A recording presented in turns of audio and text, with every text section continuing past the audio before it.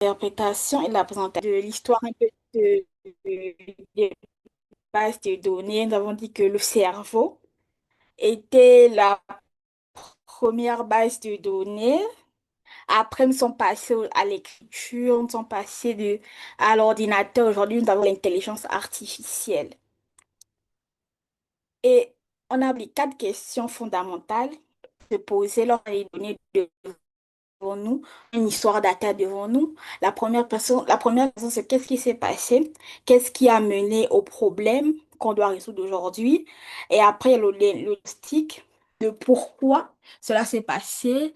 Après, nous avons la prédiction ici consiste à des mesures pour éradiquer le problème qu'on a énuméré dans la description. Après, nous avons la prescription à pallier aux problèmes énumérés. Après, nous avons pas les compétences critères data. Ils sont pertinentes. Il doit savoir nettoyer, analyser et partager à la fin l'analyse qu'il a pu avoir sur l'histoire. Et nous avons parlé de la statistique. On a commencé par décrire les deux types de données qu'il existait. Les données qualitatives qui sont soit ordonales, sans ordre spécifique, ou cardinales avec un ordre bien défini. Il y a des données quantitatives qui sont discrètes, ce sont les données entières, des- comme un 2 3 4 jusqu'à 9. 1, 2, 3, 4, allez, 10, sans virgule. Vous avez les données continu qui sont normalement qui partent de l'infini, les moins l'infini à plus l'infini. Et nous avons la population. La population, c'est un ensemble, c'est un groupe de personnes qu'on aimerait étudier, comme on a par exemple du recensement. Là, que la population ici serait la population de la bonne entière, mais on ne va pas pouvoir étudier toute la population aussi faute de moyens. Donc, on va avoir des choses représentatives sur lesquelles on va tirer des conclusions générales. Et on a parlé de la moyenne, qui est une statistique en deux parts égales. On a dit que c'est l'une comment dire, on a parlé de la mode, du mode, qui est la valeur la plus typique, qui apparaît le plus suivant. Là, on se voit des mesures de dispersion, vraiment l'étendue, l'écart type et la variance. Et c'est fini. Je vous remercie de m'avoir écouté. Merci. On tapote l'écran pour encourager Gisèle. Tapoter l'écran. Merci Gisèle pour ta présentation. Elle était super. Euh, c'était vraiment très, très, très bien résumé. OK, le prochain, c'est qui?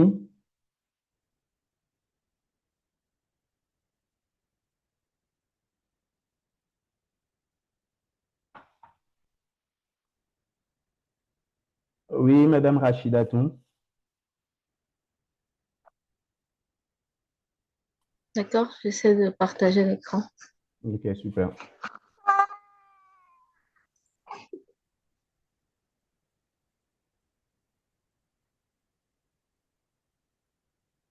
Donc, c'est bon, vous le voyez? Oui, oui. Oui, on voit votre écran.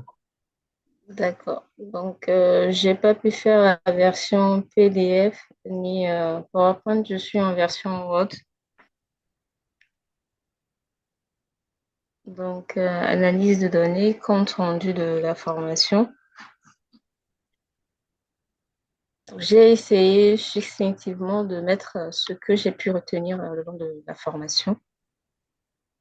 Donc, au premier cours auquel j'ai assisté, bon, il y a certains cours que j'ai ratés, hein, mais bon, j'ai fait avec ce que j'avais. Donc, on a commencé par définir le métier d'analyste. Bon, j'ai défini là, ma définition, c'est selon Google, hein, et le rôle de data analyst. Donc, collecter les données brutes, les nettoyer, les traiter, diagnostiquer pour prendre la bonne décision face à un problème métier, identifier ou à anticiper. Et aussi construire les modèles statistiques, créer des tableaux de bord et fournir des représentations graphiques. Après, on a vu comment présenter une histoire data et les différents points qui doivent figurer dans l'histoire data tout en étant une histoire cohérente avec des chiffres. Donc, il y avait la description, la collecte des données, le tri, le diagnostic, la prédiction, la prescription et enfin le partage des résultats. Puis, j'ai assisté au cours d'outils de collecte des données.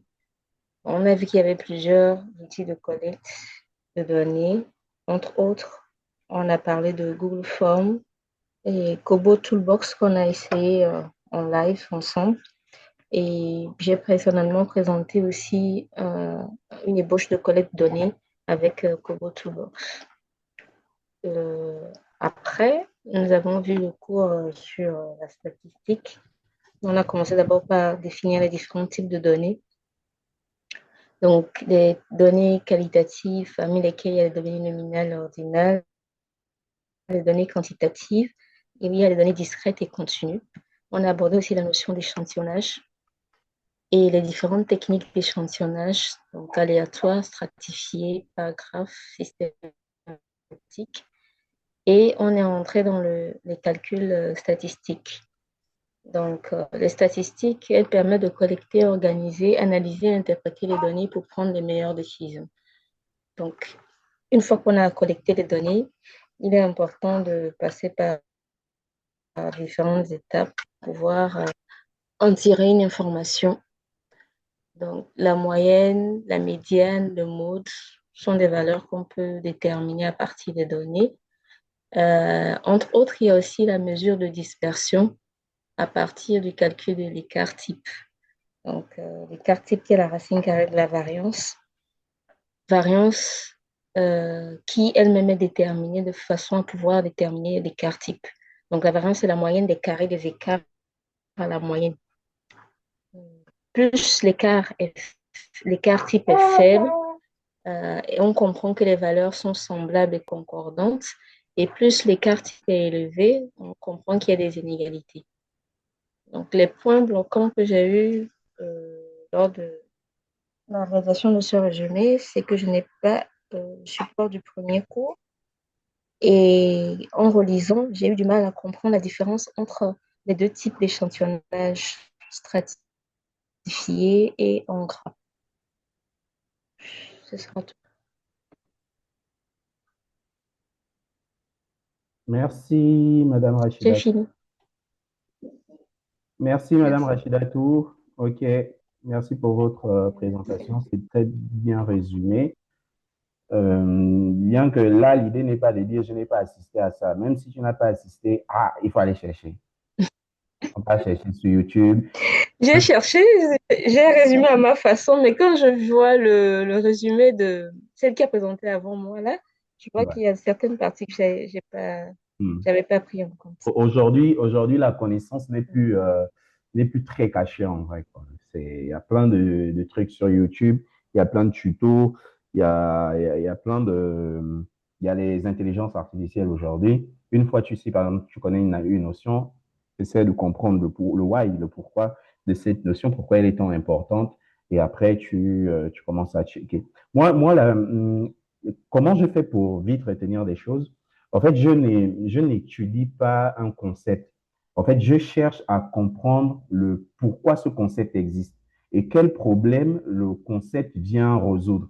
Si je n'arrive pas à identifier le problème que le concept vient résoudre, je n'aurai pas la bonne définition de la chose. Mais quand je connais le problème que un concept vient résoudre, là, je réussis à définir facilement la chose. Et c'est un peu la remarque que je vais mettre à Gisèle et pour ta présentation aussi. Lorsque vous commencez à expliquer des choses, cherchez toujours le why. Pourquoi cette chose existe? Ça sert à quoi? Pourquoi on fait de la statistique? Pourquoi on fait de l'analyse de données? C'est ce que vous n'avez pas mis, par exemple, sur vos résumés. Le why, là, genre, pourquoi? Pourquoi c'est là? Pourquoi on parle de variance? Pourquoi on parle de statistiques? Pourquoi on parle de collecte de données? Pourquoi? Le pourquoi, je vous assure, quand vous répondez au pourquoi, vous retenez facilement les choses parce que, en fait, vous réussissez à comprendre le problème réel que le concept vient résoudre. Genre, moi, je n'étudie pas, genre, les définitions. Je cherche toujours à savoir pourquoi la chose existe, pourquoi on fait ça. C'est un peu comme les enfants. Chaque enfant, quand il vient vous poser la question, ils disent toujours pourquoi, pourquoi, pourquoi. C'est une question fondamentale pour comprendre bien les choses, quoi. Euh, donc, je vais donner la parole à une autre personne. Merci, Rachida Toum. On continue.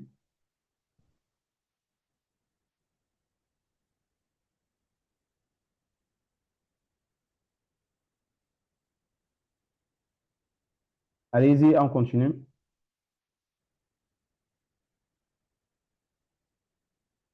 Le prochain, s'il vous plaît.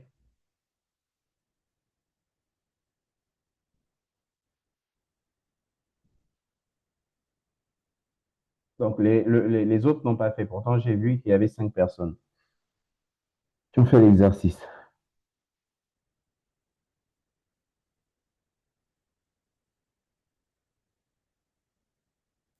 OK.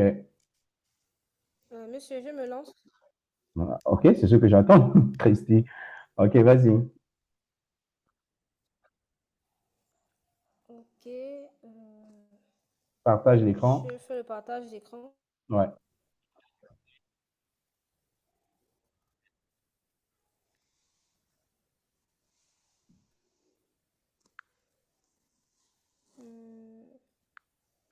Vous voyez mon écran?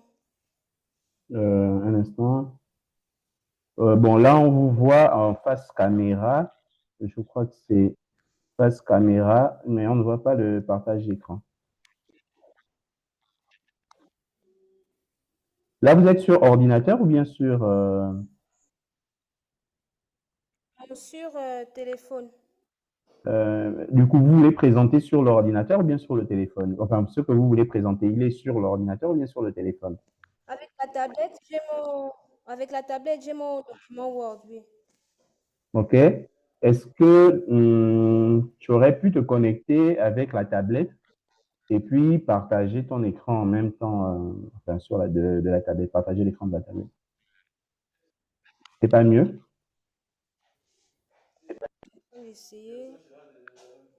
Non, je n'arrive pas. Hmm.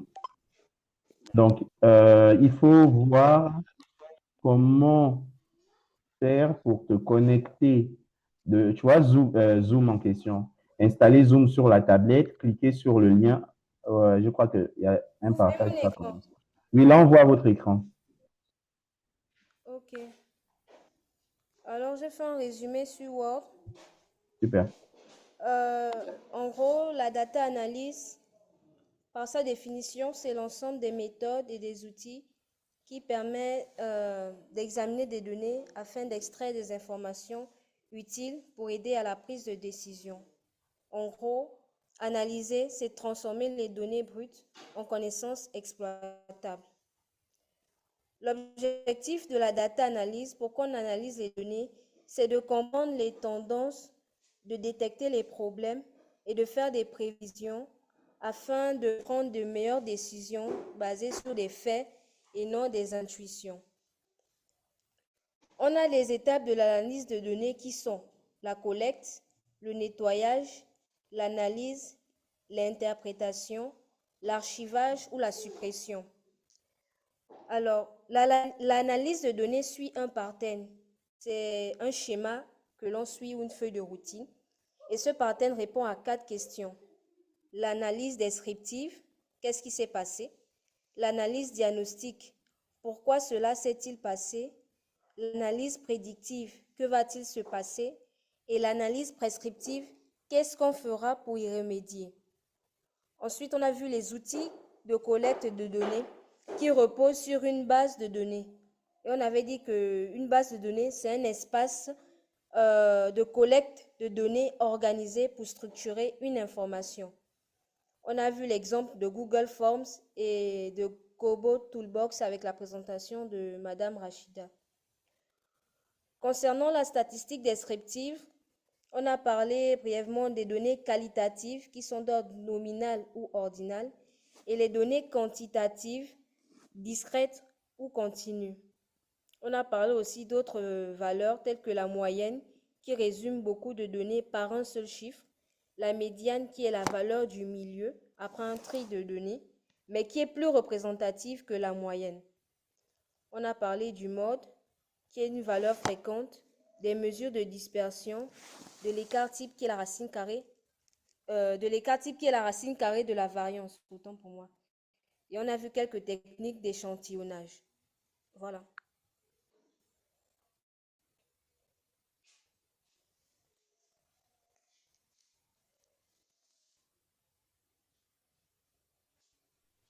Merci, Christy Orlan, c'est très bien. Merci pour ton résumé. OK, une autre personne. Il reste Glenn et Winnie Obam.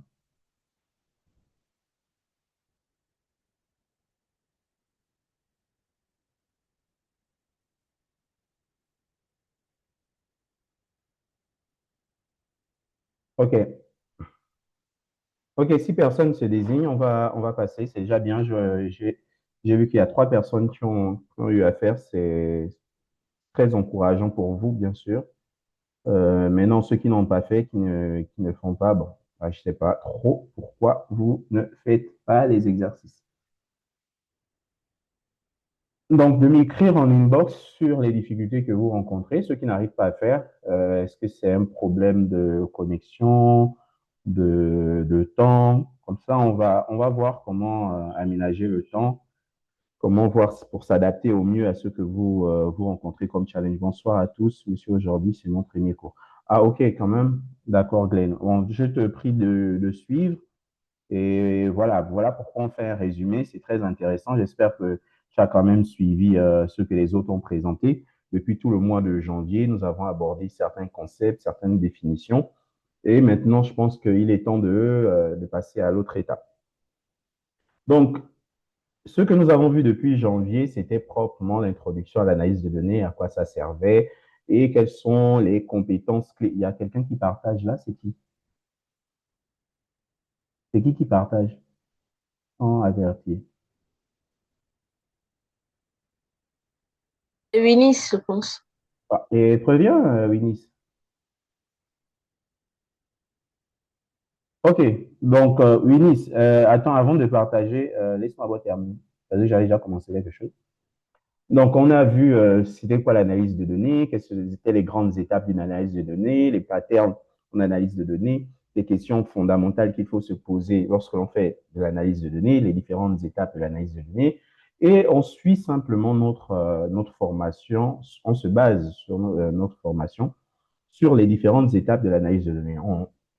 On a vu de la collecte, le nettoyage et tout. Après, il faut faire de l'analyse descriptive avec de la statistique. Donc, on a commencé à faire de la statistique et après, normalement, on doit avoir des outils pour afficher, faire du graphique et tout le reste. Mais la statistique ici, l'objectif n'est pas d'être des experts, hein, statisticiens, mathématiciens, hein, doctorants et tout le reste, non. L'idée, c'est d'avoir les bases solides, par exemple, sur les calculs de valeurs basiques qui sont les plus utilisés pour faire de l'interprétation, comme la moyenne, la médiane, quoi encore, l'écart type, les mesures de dispersion et tout le reste. Donc, on suit simplement les différentes étapes pour finaliser notre formation. Donc, Winnie, donc je te laisse faire ta présentation et après, je vais plus laisser une autre personne présenter. Moi-même, je vais faire une présentation. J'ai quelque chose de prévu aujourd'hui. Donc, Winnie, à toi la parole.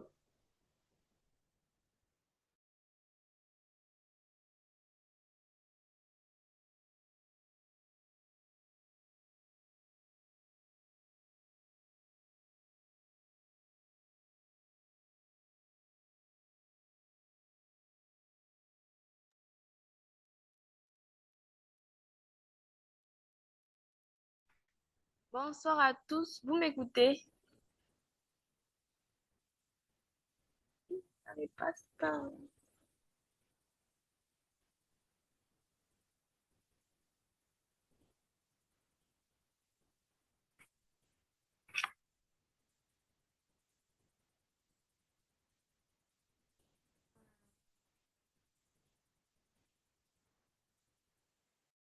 On t'écoute.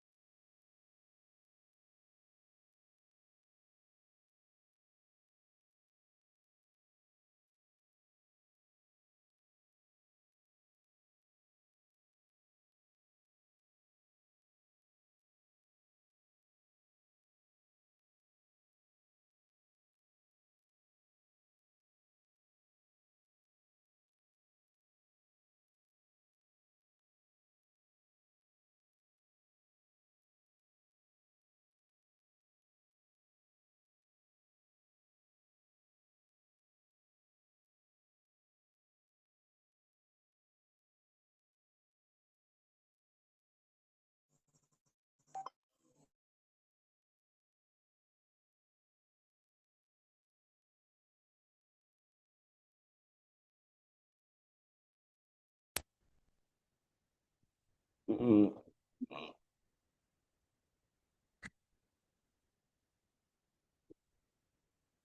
Donc, je disais, l'échantillon est une petite partie représentative de la population. Elle est étudiée le plus souvent quand on n'a pas assez de temps d'étudier une population. Le temps, c'est trop long, c'est impossible et le plus souvent, c'est quand c'est coûteux. Donc, le plus souvent, ce qu'on va faire, c'est qu'on va faire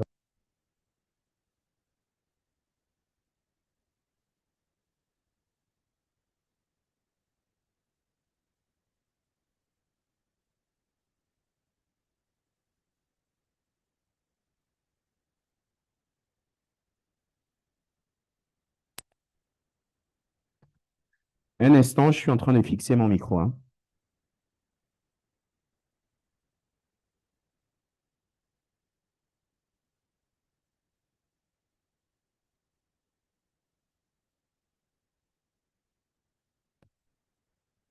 Voilà. Ok, je vais couper. J'espère qu'on m'entend bien. Si on m'entend, on peut simplement mettre le-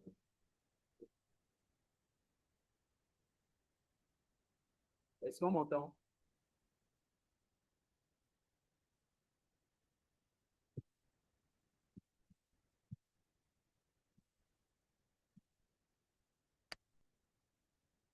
Ok.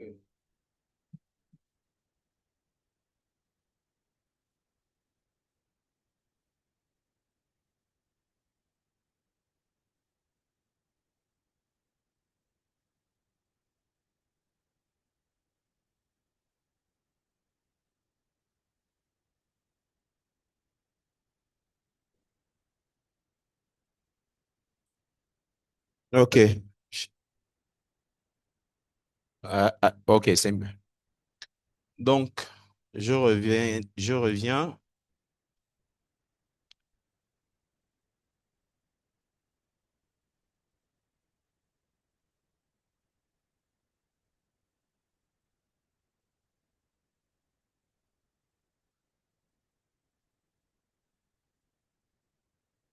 Est-ce qu'on voit mon écran? On fait le pouce.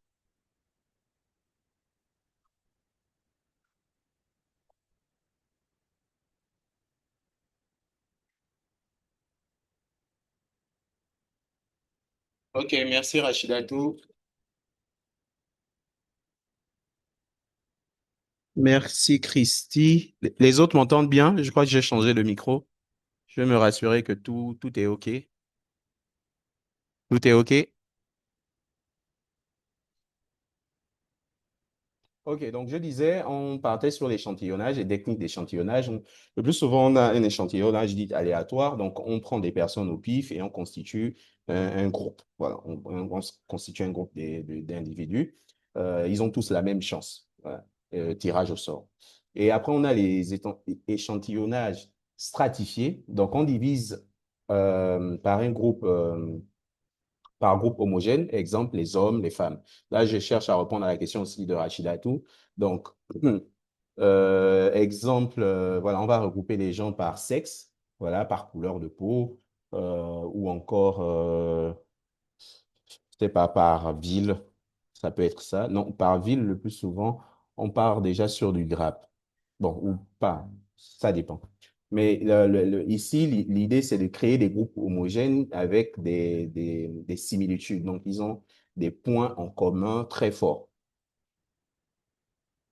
Euh, Concernant le GRAP, bah, je prends par exemple je donne l'exemple des agences bancaires. On ne va pas prendre toutes les agences bancaires, on va sélectionner certaines agences bancaires. Et le systématique, alors je n'ai pas très bien sélectionné. Attendez, ça bloque chez moi. Voilà, un exemple, tous les dix clients. C'est une segmentation, une sélection régulière. On va dire, on va pas prendre, on va juste dire, on va prendre 10 ou bien 20 ou bien les 5 premiers, ou bien les 10 premiers, ou bien voilà, ou les 10 derniers. On va prendre, on va segmenter comme ça.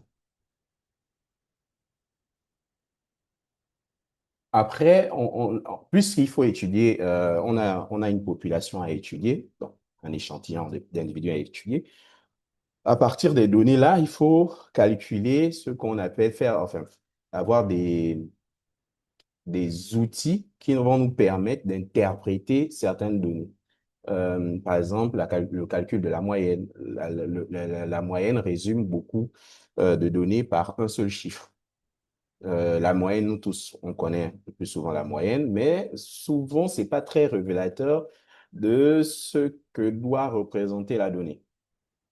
Donc, on a d'autres types de données, comme la médiane, qui est le point de la valeur du milieu, le mode, qui est la valeur la plus fréquente. On a aussi tout ce qui est mesure de dispersion, comme le quartile. On dit le quartile, hein, les quartiles. Les quartiles. J'ai oublié comment on dit le terme, c'est, je crois,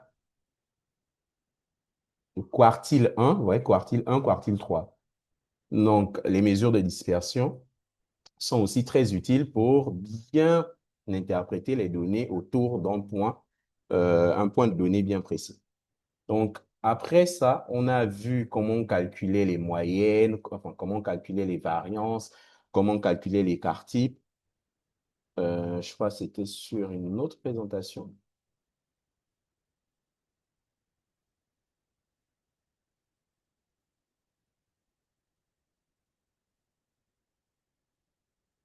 Euh, Voilà, on avait vu comment on calculait les variances, l'écart type, qui sont quand même des données qui nous permettent de voir comment est structuré nos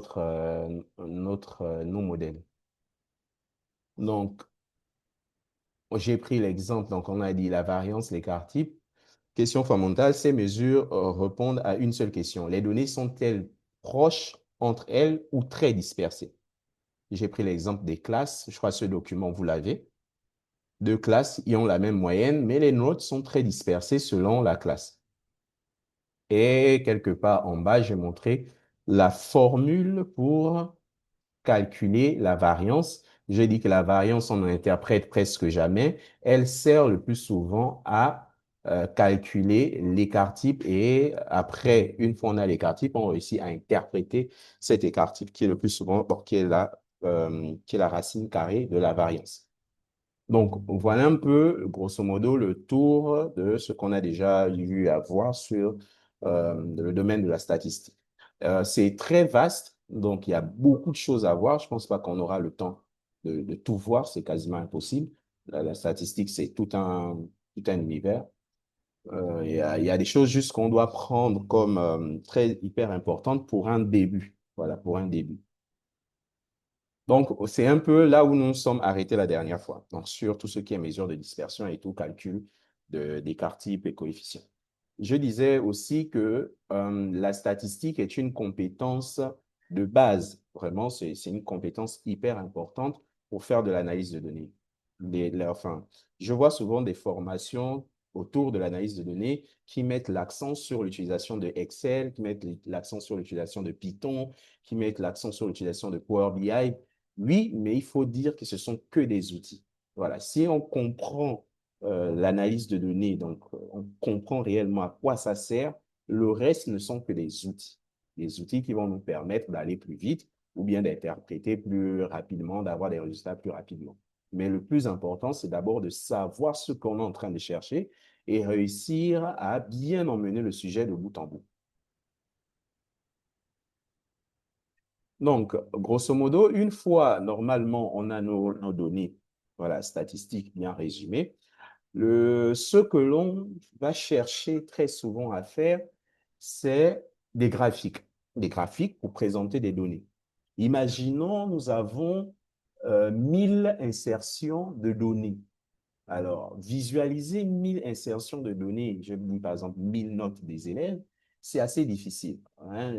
Dire que voilà, telle a plus de notes que telle, on n'arrive pas à vraiment l'imaginer en lisant simplement des données. Les graphiques vont nous permettre à visualiser, hein, visualiser et capter très rapidement de quoi parlent les chiffres. Donc, le rôle d'un graphique, c'est pas de faire de la décoration. Souvent, on utilise des graphiques, on met plein de couleurs juste pour faire joli. Non, un graphique ne sert pas à embellir un rapport ou à remplir simplement des pages. C'est un outil qui sert à voir quelque chose qu'on ne voit pas dans le tableau. Voilà, je regardais un peu l'image de droite ici, générée par l'outil Gamma. Vous voyez ici, on a des tableaux de données. Voilà, on ne sait pas trop qu'est-ce que ça signifie. Et s'il faut commencer à l'interpréter, ah, ça va être chaud. Et visuellement, quand on commence à faire des visuels graphiques, on commence plus ou moins à savoir de quoi il s'agit. On commence à voir qu'il y a des parts qui sont représentées sur un cercle et tout. Voilà, ça commence à parler seul. Voilà, le graphique parle seul. Donc, les graphiques, quand on étudie, bon, enfin, quand on utilise fréquemment, c'est par exemple l'histogramme. Voilà. Et l'histogramme, on répond à la question comment les données se répartissent. La question clé, où se concentrent les valeurs dans un jeu de données? Un jeu de données, c'est un ensemble de données que l'on reçoit pour faire de l'analyse. Donc, on va tout simplement se poser la question, où se concentrent les valeurs dans le jeu de données? C'est très important. Donc, le plus souvent, ce que l'on découvre, y a-t-il des données de petites valeurs ou bien de grandes valeurs et où est-ce qu'elles se situent? Ça ressemble le plus souvent à cette image à droite là. Je suis sûr que vous avez déjà vu ça un peu partout. Voilà un exemple. Voilà les notes des élèves. On a, dans un fichier Excel, on avait voilà, près de 19 élèves. Les notes sont réparties comme suit. Donc là, ici, on a un graphique qui montre plus ou moins les notes des élèves, le nombre d'élèves qui sont entre 4 et 10,6, entre 10,6 et 17, entre 17 et 2. Vous voyez que c'est quasiment, voilà, c'est décroissant. Donc, on visualise facilement où sont les notes les plus fortes, combien de personnes ont, par exemple, les notes les plus basses, les notes les plus fortes. C'est facile à lire. Hum, Donc, les insights relevés par un histogramme, c'est souvent le niveau moyen concret. Par exemple, sur l'exemple que l'on a eu, on avait beaucoup de notes autour de 4 et 10. Revenant sur le graphique ici, entre 4 et 10, vous voyez que la barre là est beaucoup plus haute. Donc, on a beaucoup plus de notes entre 4 et 10. Ça veut dire que la majorité des élèves ne maîtrisent peut-être pas le sujet ou la majorité des élèves sont quand même en dessous de la moyenne, quoi. Ouais. Beaucoup d'élèves sont en difficulté, ça aussi, ça peut traduire ça. Beaucoup d'élèves sont en difficulté, beaucoup de notes très basses. Voilà, l'enseignant est peut-être globalement pas efficace. Là, on cherche à avoir de l'interprétation. On a le graphique, c'est visuel, ça se voit. Maintenant, grâce à ce graphique, on peut facilement tirer des conclusions, faire de l'interprétation.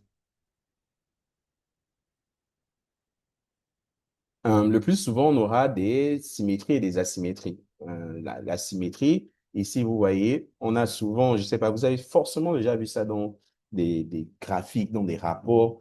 Vous voyez, là, on a une distribution équilibrée autour du centre. Vous voyez là, euh, comme ça. Voilà. Là, ici, on a une asymétrie à gauche. C'est quasiment le résultat d'ici. Voilà, c'est une asymétrie à gauche. Et on a une asymétrie à droite. Cette image est générée, je n'ai pas pu trouver des asymétries à droite. Donc, les histogrammes auront plus ou moins des formes, voilà, ce genre de forme-là. Et concrètement, c'est presque souvent ça. Soit elle est symétrique, soit elle est asymétrique à gauche ou asymétrique à droite.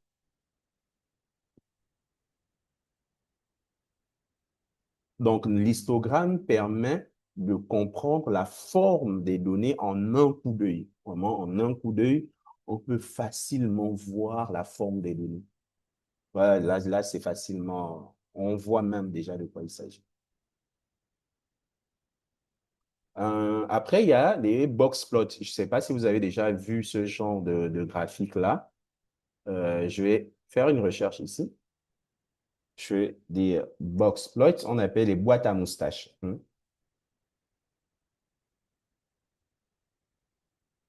Si quelqu'un a déjà vu ce genre de graphique, qu'il mette le pouce. Voilà, ce genre de graphique-là. Souvent, ça fait peur, mais c'est l'un des graphiques les plus simples à interpréter.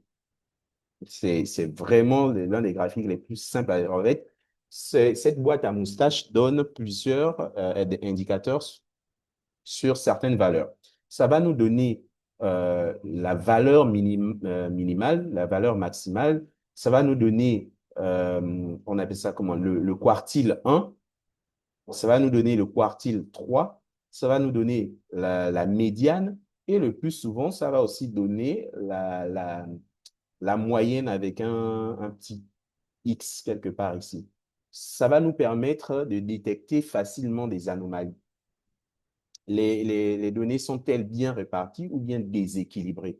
Lorsque la boîte est très longue, ça veut dire que elle est étirée, donc les données sont plus ou moins déséquilibrées. Lorsqu'elle est trop compressée, c'est aussi déséquilibré. Donc, il y a une forme là qu'il faut avoir qui donne l'impression que c'est assez correct, quoi. Et ça se voit sur les graphiques. C'est très facile à lire. Et souvent, il y a ce qu'on appelle des outliers. Donc, les données outliers, ce sont des données qui ne sont pas comprises entre ça et ça aussi, il y a un calcul à faire pour déterminer des outliers. Ici, je suis en train de passer très vite parce que mon objectif est que vous partiez à la fin chercher ces informations. Je ne suis pas là pour vous donner voilà, une connaissance comme théorique, comme à l'université. Non, non, non, non. Quand je vous donne des notions, par exemple, cette notion, boxploit, histogramme, à vous d'aller chercher en profondeur ce que c'est et à quoi ça sert réellement. L'exemple là, je ne sais plus, je n'ai pas mis le graphique associé.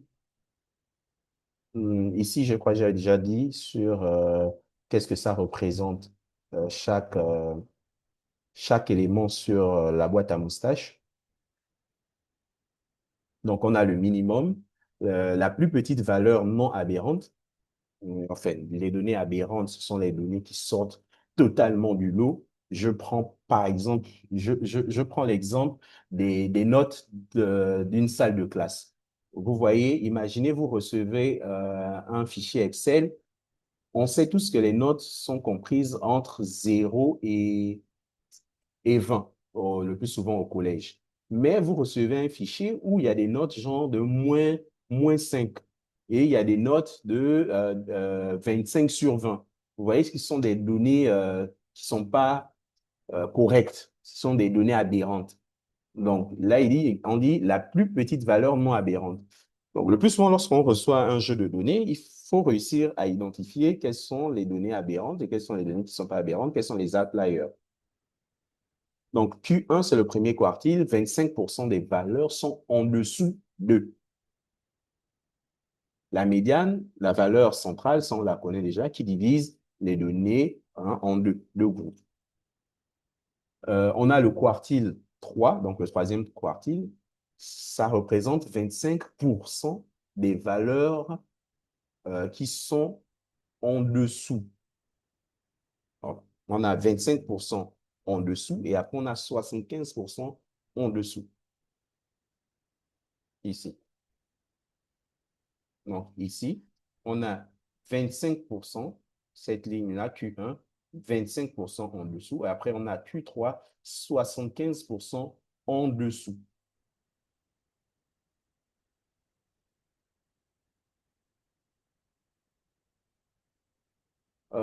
OK, je crois qu'on va s'arrêter là. Je vais vous présenter un jeu de données très rapide pour que vous compreniez que le plus important, en fait, ce n'est pas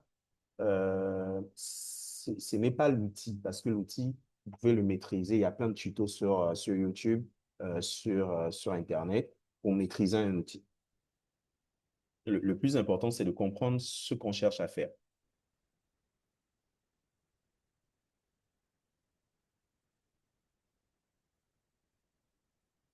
Euh, Est-ce qu'on me suit? Est-ce qu'on est encore là avec moi?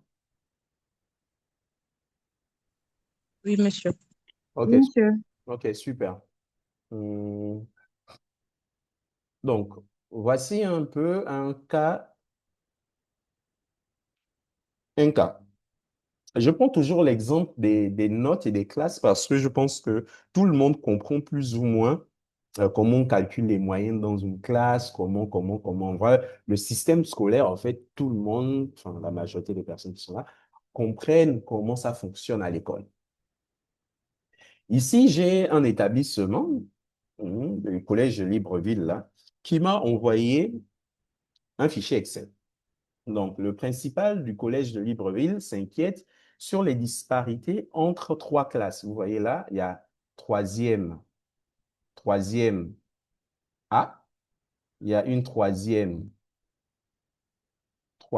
B et il y a une troisième C. Bien que les moyennes générales des classes semblent similaires, les retours des professeurs suggèrent que l'ambiance de travail et le niveau d'homogénéité sont très différentes d'une salle à une autre. À nous maintenant de valider ce retour des professeurs à travers les données que le proviseur nous a fournies. Parce que ça, c'est ce que pensent les professeurs. Maintenant, il faut qu'on vérifie tout ça. OK. Donc, notre job, ce sera déjà de comprendre de quoi il s'agit. Donc, ça, c'est le problème technique. On a notre jeu de données. La première chose que l'on va souvent chercher à faire, donc là, je vais vite supprimer ça. Ici. Ce que l'on va souvent chercher à faire lorsque l'on a un jeu de données, la première chose que je vais faire, c'est quoi?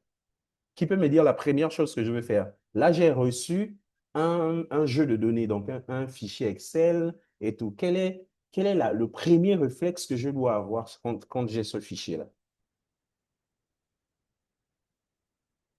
Rechercher des valeurs aberrantes. Rechercher un. OK, ça, c'est le premier truc. Un, rechercher les valeurs aberrantes.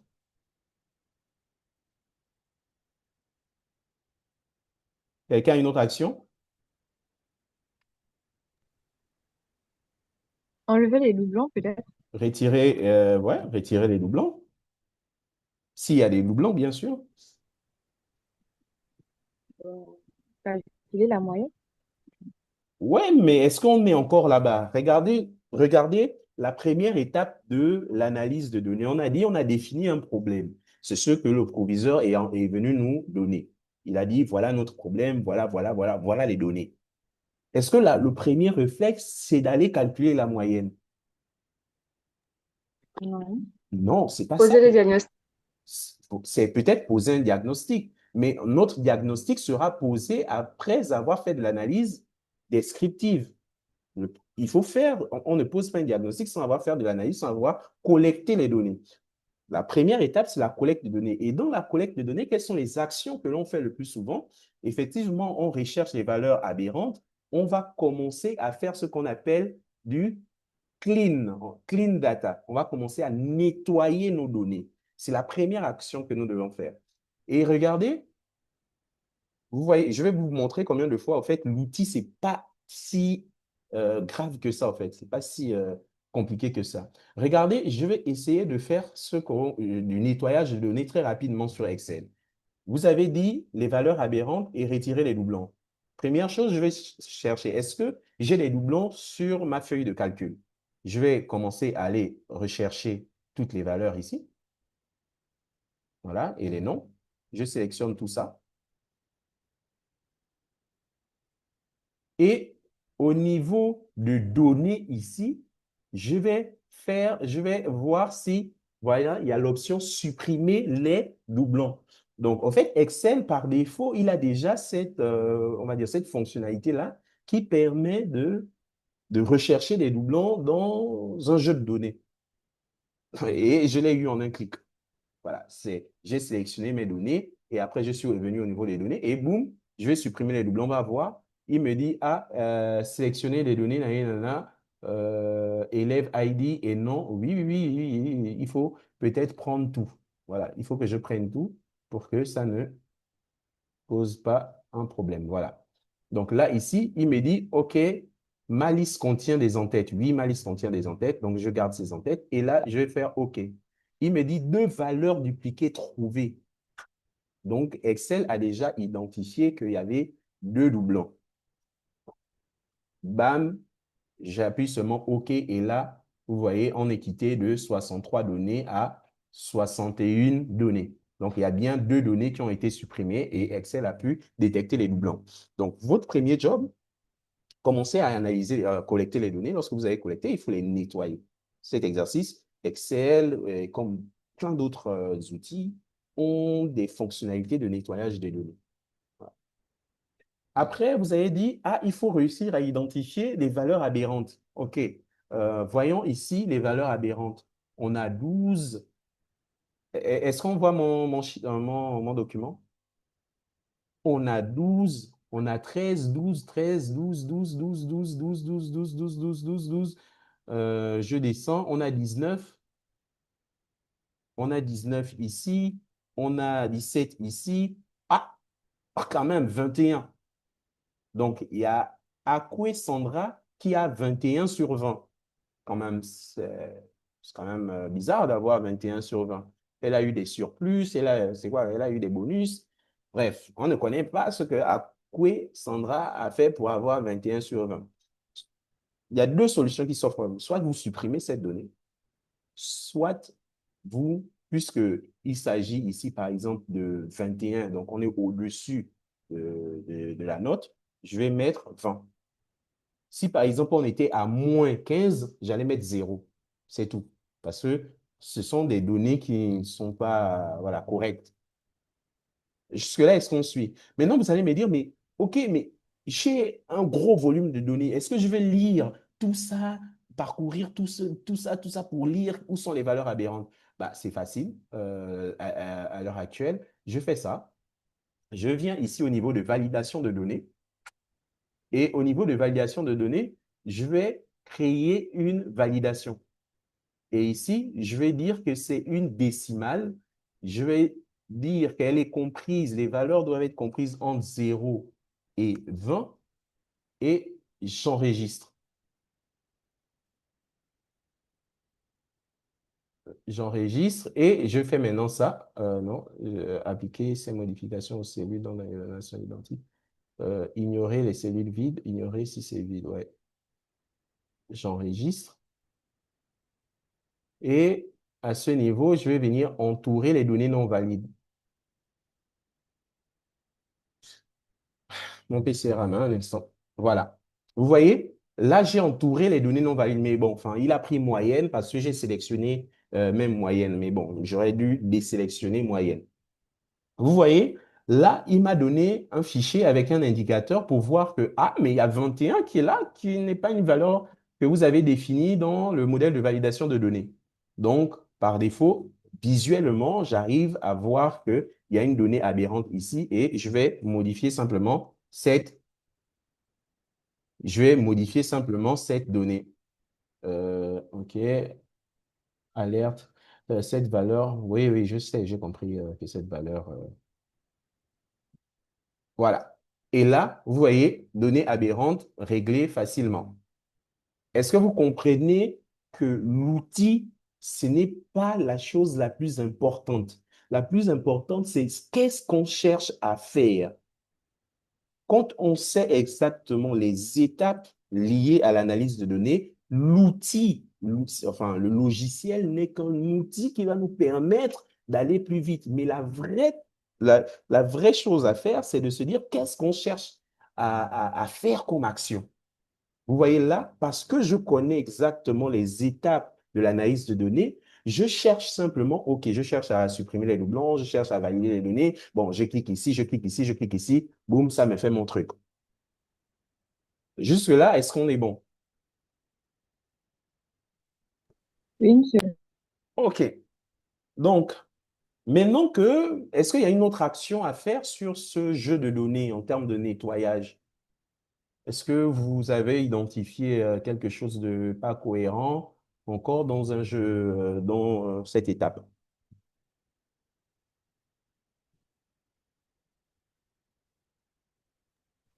Non? J'aurais dû rajouter les informations de mon compte, mais il n'en manque pas. Rajouter les informations, quoi? J'aurais dû rajouter les informations de mon compte, mais il n'en manque pas en fait. Tout est complet. OK, rajouter les informations manquantes. Voilà, si par exemple, il y a des informations voilà, qui manquent, bah, on va aller chercher ces informations-là. Une autre chose, c'est de se rassurer, par exemple, que quand on dit troisième ici, les données doivent être écrites de la même manière. C'est-à-dire, il ne faudrait pas qu'on ait troisième comme ça à un moment Et après, vous voyez comment ce que ça fait. Donc, parce que j'ai écrit troisième, ça écrit carrément, on appelle ça comment? 1 heure. Donc, on doit se rassurer de ne pas avoir ce genre de données-là. Troisième, ah, voilà, c'est là. Donc, on se rassure que nos données sont bien clean, que ici, il s'agit de chiffres et non de texte. Donc, ce qu'on va faire, donc là, j'ai mis validation de données. Donc, effectivement, quand j'ai mis validation de données, j'ai bien défini que ces données-là sont des chiffres et des chiffres à virgule. Donc, des données quantitatives continues. OK. Maintenant que je pense que mon dataset, mon jeu de données est correct. Qu'est-ce que je fais? La suite. Je vous écoute.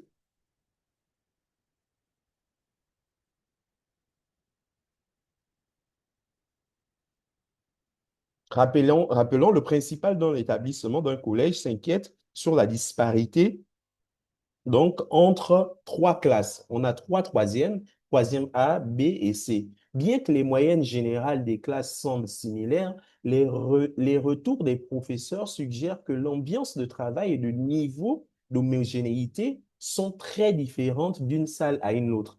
Notre objectif maintenant, c'est de justifier ce retour des professeurs-là à travers le jeu de données qu'on nous a donné. Donc, qu'est-ce que l'on fait maintenant quand on a nettoyé nos données? Qu'est-ce qu'on fait? Analyse descriptive ou Ana- bien diagnostic. Analyse descriptive, il faut valider ce que les professeurs, on doit chercher à valider ce que les professeurs ont, Remarqué. voilà, ont remarqué. Donc, qu'est-ce qu'on doit faire? Ils ont dit que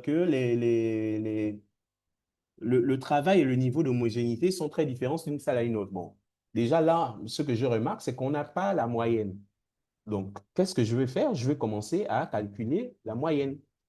Qu'est-ce que je vais faire? Je vais mettre ici ma classe de troisième, troisième A, troisième, troisième B, troisième C. Et je vais dire, OK, il y a des éléments que j'ai envie de calculer comme la moyenne. La moyenne. Mais ils ont dit un truc d'abord très fondamental. Ils disent le niveau, non, le niveau d'homogénéité. J'ai envie d'abord d'identifier la valeur minimale et la valeur maximale des différentes classes en question. Donc, je vais faire ça et je vais faire max. Maintenant, ici, j'ai un jeu de données. Comment je fais pour identifier bon, rapidement, sans forcément lire 1, 2, 3, tout ça? Non, c'est facile. Je fais seulement ça et je fais ça, max. Et je sélectionne ici jusque ici.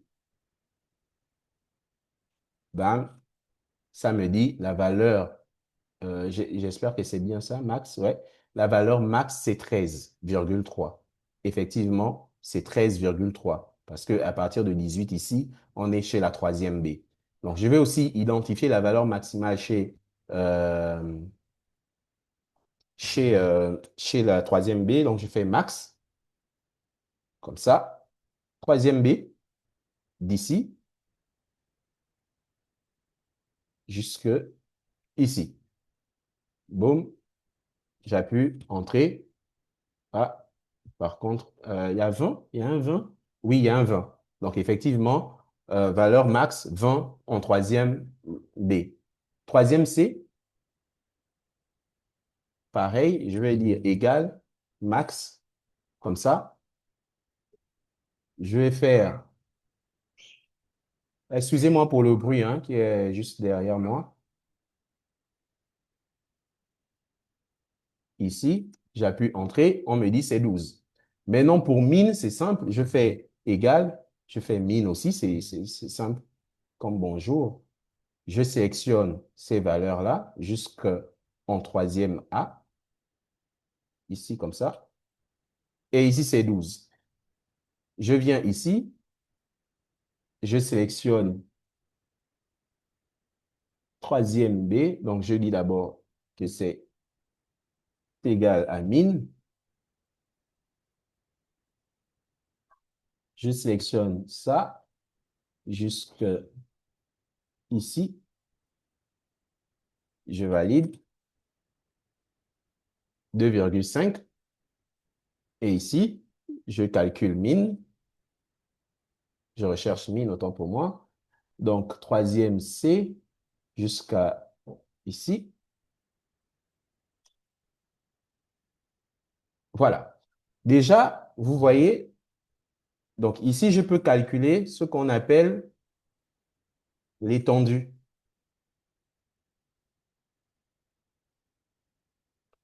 L'étendue ici est de 1,3. Ici, c'est 17,5, c'est ça, non? Et ici, on est à 3,5, je crois. Bon, après, j'aurais pu faire simplement ça moins ça. Je mets la règle de calcul ici, ça devait trouver ça. Mais regardez, en un coup d'œil, grâce à l'étendue, on voit déjà qu'il y a une vraie dispersion. La troisième B, l'étendue entre la plus petite note et la plus grande note est de 17, allô? Est de 17,3. Étendu, c'est 4. Ici, c'est 4? Troisième étendu. Oui, c'est 4. Oui. Ouais, 4, ouais, 4. Et ici, vous voyez, on est à 5. Vous voyez que là, on a déjà un soupçon de dispersion énorme. 4 et non 5. Ouais, merci. 4. Ouais, donc ici, on a déjà un soupçon de dispersion énorme. Ici, on a l'impression que les notes se rapprochent plus ou moins. Vous voyez que rien que l'étendue me permet déjà de plus ou moins aller dans le sens de ce que disent les professeurs. Mais voyons la moyenne. Qu'est-ce que dit la moyenne? Voyons que dit la moyenne. Bah, la moyenne, je ne vais pas faire mon calcul, je tape simplement moyenne. Ici, je prends toutes les notes de troisième A, comme ça. J'appuie Entrée, ça donne 12 ici. Je fais aussi ça, pareil. Troisième B jusqu'à... ouais, je crois que c'est bon, j'ai bien sélectionné, oui. Et ici, oh là là. Faites attention, les formules changent en fonction parfois de la version. Donc, faites juste attention. Parfois, ce ne sera pas moyenne, ce sera en anglais, average. Donc, il faut juste être prudent sur ça. Voilà, regardez. Ici, la classe troisième A et troisième B ont quasiment, on va dire, une moyenne de 12, mais l'écart entre les notes, entre la plus petite note et la plus grande note, est beaucoup plus importante chez la troisième B que chez la troisième A, où les notes sont plus resserrées. Donc, rien que l'étendue nous permet déjà plus ou moins d'avoir le niveau de dispersion des notes entre les différentes classes. Est-ce que jusque-là, on comprend bien maintenant, enfin, on comprend l'importance de toutes ces petites données-là qu'il faut calculer? OK. Bon, maintenant, essayons de justifier le tout. Bon, là, il est 19h24. Essayons de justifier le tout avec l'écart type. En fait, c'est le même jeu de données hein, sur la feuille 2. Ici, j'ai calculé l'écart type, mais regardez, pour calculer l'écart type, c'est alors très, très simple. Pareil, je ne vais pas venir faire racine carrée des sommes de... Non, non, c'est trop long.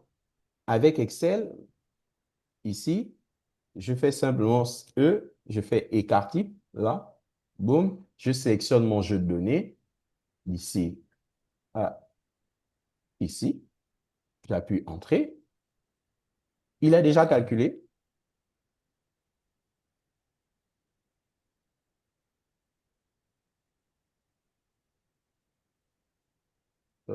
Par contre, j'ai oublié de lire. Monsieur, Ouais, allô?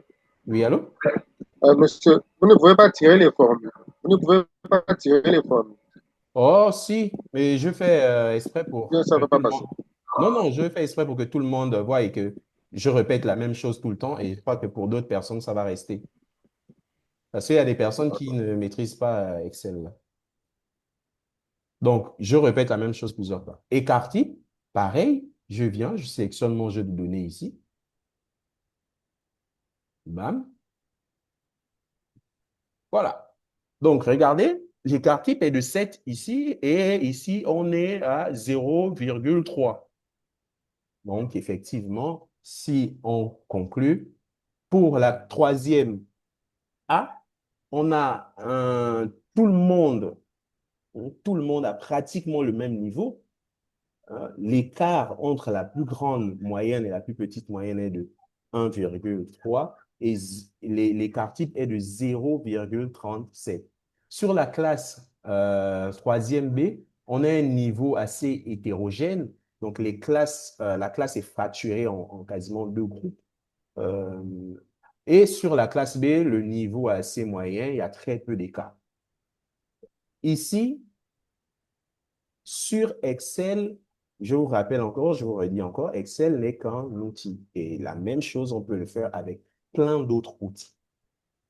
Mais le plus important, c'est d'abord de savoir qu'est-ce que je cherche à faire. Qu'est-ce que je cherche quelle question fondamentale je cherche à résoudre à travers ce jeu de données. Je peux aller plus loin. Si je veux faire des graphiques, pareil, c'est assez simple. Je sélectionne, par exemple, ici, troisième A, tout ça. Je viens au niveau d'insertion. Et ici, tu vois, il y a l'histogramme qui s'affiche comme ça. J'ai mon histogramme. Je peux aussi générer ce que je vous ai montré tout à l'heure, le boxplot facilement. Et grâce au boxplot, il va directement te faire tout le calcul de ces éléments qui sont ici là. Il y a un élément que j'ai oublié de montrer, c'est la médiane. Pour médiane, on va simplement écrire médiane. Voilà, médiane. Médiane, on met égale médiane. Vraiment, il n'y a pas plus simple que de se retrouver sur Excel. Vous voyez que Excel, bien que Excel est très complexe, mais Excel ne doit pas être un point hyper accentué sur, voilà, on ne doit pas, c'est pas la maîtrise d'Excel pour devenir data analyst. Non, non, non. On est data analyst parce que on suit des bons process, on a la bonne méthode, on répond aux bonnes questions et on sait ce que le client veut à la fin. Voilà, je tape médiane et je sélectionne simplement d'ici, ici, pareil, et j'appuie entrée et j'ai 12 comme médiane. Vous voyez, c'est très, très, très, très homogène ici.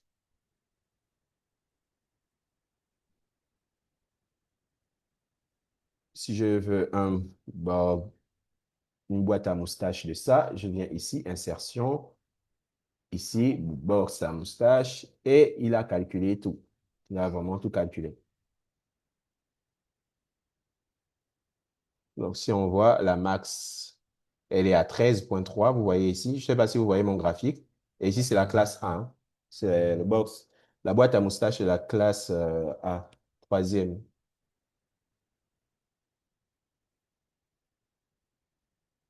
Regardez, ma boîte à moustache.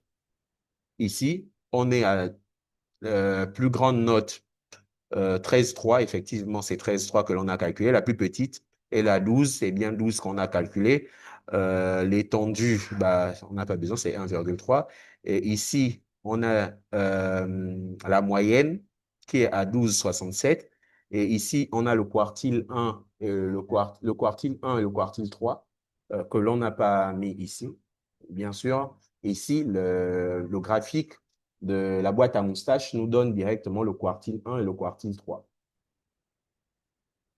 Donc, qui est à 12. Le Q3 est à 12,4 et le Q1 est à 13. Eh non, c'est en bas. J'ai fait l'inverse. OK. Y a-t-il des questions? Je suis allé très, très vite, juste pour peut-être vous faire comprendre aussi que c'est pas le plus important. Le plus important, c'est la logique hein, que l'on met en place pour répondre aux problèmes métiers. Le reste ne sont que des outils. Après, je vais vous montrer d'autres outils comme Power BI hein, pour faire de l'affichage de données, faire de la prédiction, la programmation et tout le reste. L'affichage dynamique.